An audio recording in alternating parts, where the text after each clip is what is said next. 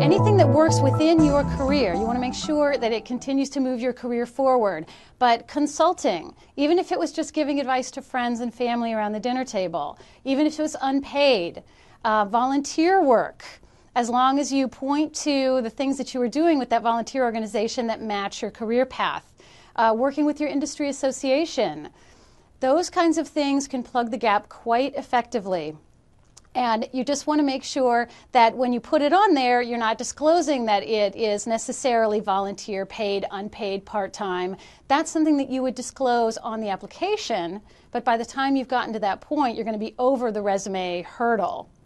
And if you cannot figure out something to put on your resume to plug that gap officially, make sure you address it in some fashion and make it appear as a deliberate choice. You don't want hiring managers to think that you have been passed over or you've had a bout of unemployability. You want to make it appear as a conscious choice. So you could say, I don't usually take time off while working with a company, so I took time off, I took vacation time, I traveled, I did projects around the house, I got some certifications that help with my career, or I went back to school and freshened my skills.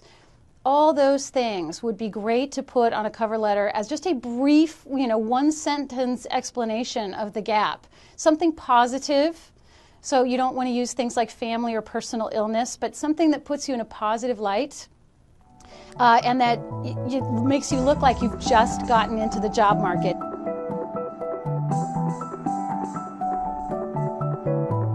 Stay away from going negative.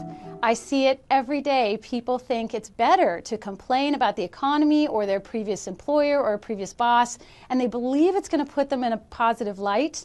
It actually does just the opposite. Any negativity in an interview is going to make you look like you are unsuccessful or unlucky. You want everything to be positive. Practice yourself in front of the mirror. Call a professional like me who will run you through a mock interview.